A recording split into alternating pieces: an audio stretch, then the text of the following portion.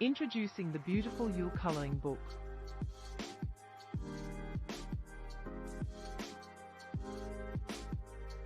Pagans celebrate the seasons and nature, and sometimes the year is broken down into sabbats and esbats, with seasonal celebrations to mark the turning of the wheel of the year.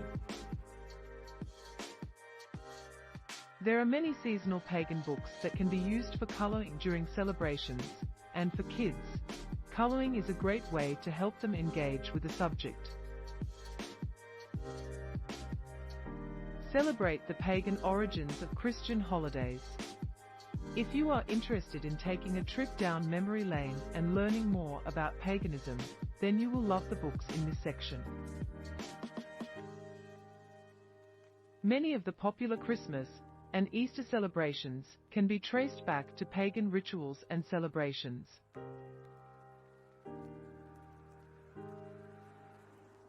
The 12 days of Christmas, for example, are thought to stem from ancient Germanic traditions, while the Easter bunny and Easter eggs are pagan symbols of fertility. Norse pagan books. The Norse sagas are a wonderful source of information for anyone interested in pre-Christian beliefs and practices. They provide a fascinating insight into the Viking world, and some of the books in this section offer an introduction to this fascinating period of history. If you are just dipping your toes into the world of paganism, then this section has some great books for beginners. There are books on general paganism, Wicca, shamanism, and more. These books will give you a great introduction to the many different paths of paganism. Help your child discover more about Yule. The Yule coloring book. If you are interested in exploring the pagan origins of Christmas, then this coloring book is a great place to start. Packed with facts and pictures, kids will delight in learning more about the history of this festive holiday. This is a great gift for any children who are interested in paganism and the ancient beliefs of our ancestors. These coloring books are the perfect way to get your kids interested in history while having fun at the same time. And best of all, they don't even have to know that they are learning.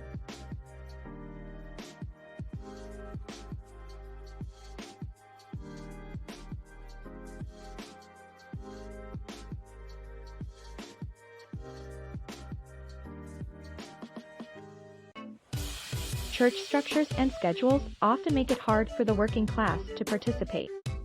Let's change that. As the holidays come around, with them comes a particular generosity and care that's often expressed through charity initiatives. For the next month, this spirit will give rise to toy collections, food poundings, and coat drives. A lot of local churches will act as points of access and distribution. But what if the poor need something more from Christian communities? What if the gift that churches can uniquely offer them is a place to worship and belong? One of the most discussed religion stories of the past decade is the rise of the nuns, or those who don't affiliate with a specific religious community. Today, that number stands at 29% of the American populace, up 10 percentage points in as many years. Pew Research predicts that if current trends hold, nuns will be a majority by 2070. But the data reveals an even more startling picture among the poor and working class.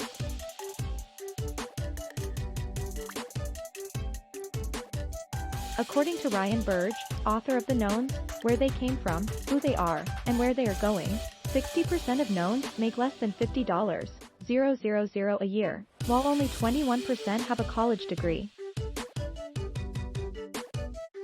In a word, church affiliation is increasingly the purview of the educated professional classes.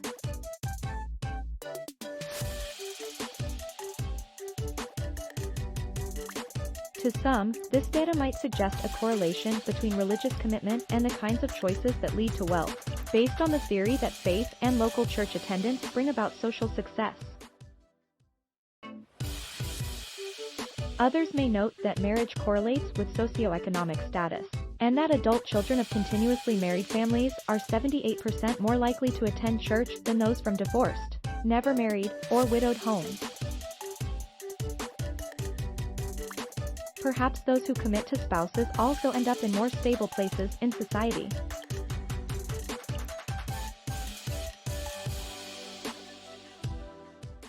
Thanks for watching. Meet the Black Jesus.